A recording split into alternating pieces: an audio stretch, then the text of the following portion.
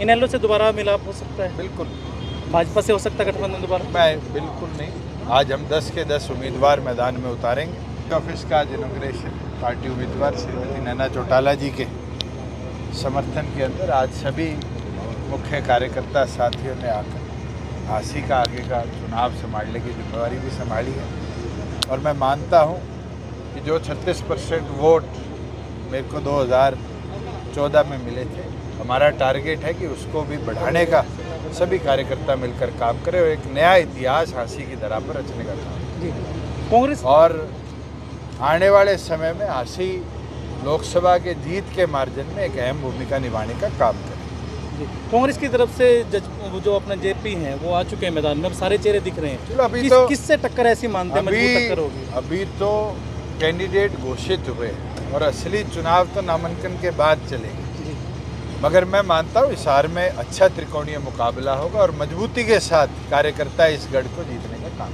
Sir, Ranjit Chautala जी का बयान आया था कि हिसार में केवल कांग्रेस और बीजेपी की टक्कर रहने वाली है। अभी तो चुनाव शुरू हुआ है, आप आज के उनके बयान से मत पूछो, 10 दिन बाद पूछ लें। और जैसे जैसे त्रिकोणीय मुकाबला बढ़ेगा, हिसार अपनी पहली महिला सांसद को चुनने का निर्णय करेगा।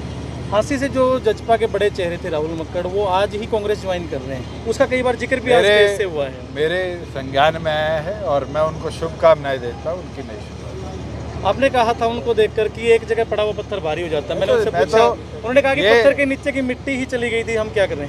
आज एक कहावत है, मैंने ना किसी व्यक्ति के लिए कहा कि ठोड़ पे पड़ा पत्थर भारी होता है, और कार्यकर्ता से मजबूत कोई नहीं होता। कार्यकर्ता मजबूती से खड़े रहे तो अच्छे परिवर्तन में अपनी हिस्सेदारी। आज भाजपा जो है वो आदमपुर में रैली कर रही है, क्या बिश्नोई परिवार को वो मनाने में कामयाब हो गए? भाजपा का इंटरनल इशू है जी। 4.5 साल तक आप सरकार में रहे, कहीं कोई ऐसा कोई फैसला जो आपको यूँ लगता हो कि मेरी गलती से वो हुआ है, या हमने किसी तो अफसोस होता कि इस फैसले का? प्रदेश को आगे चलाने के लिए अनेक निर्णय लिए और सभी निर्णय प्रदेश की प्रगति में लाभकारी है। चाहे वो महिलाओं की हिस्सेदारी हो, चाहे इंडस्ट्रीज़ को लाना हो, चाहे प्रदेश के अंदर बैकवर्ड को पंचायतों में 8% हिस्सेदारी देना हो, रोड नेटवर्क दुरुस्त करना हो, मंडियों की व्यवस्था सुधारनी हो, 2 दिन में किसान को पेमेंट करनी हो। मुझे लगता है प्रत्येक वर्ग के लिए हमने निर्णय करे और प्रत्येक वर्ग को वो निर्णयों का लाभ है। इन्हीं परियोजनाओं का जो पूरा श्रेय वो बीजेपी भी लेती है, वो स्टेज से बोलती है। सांझी सरकार जब चलेगी, कौन ये निर्णय करवा पाता है, जनता उसको श्रेय देगी। कैसे निर्णय हुए हैं तो जनता ने जनमत से तय कर दिया। इनेलो से दोबारा मिलाप हो सकता है? बिल्कुल।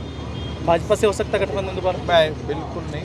आज हम 10 के 10 उम्मीदवार मैदान में उतारेंगे। बचे 5 की सूची भी देर शाम तक आ जाएगी और मजबूती के साथ 10 की 10 लोकसभा सीटें लड़ेंगे और करनाल का उपचुनाव। सर, आपने भाषण में रेलवे लाइन का जिक्र किया, हांसी से रोहतक का, उसका क्रेडिट कांग्रेस भी ले रही है। चलो, क्रेडिट के खेल के अंदर जनता तय करती है किसके कार्यकाल में पूरा हुआ, किसने जो दिक्कतें आई उसको रिजॉल्व करवाया और कैसे समय पर नहीं कंप्लीट हुआ। मगर आज कंप्लीशन के बाद एक सुविधा हांसी की जनता को उस रेलवे लाइन की कनेक्टिविटी से दिल्ली से सीधी मिली।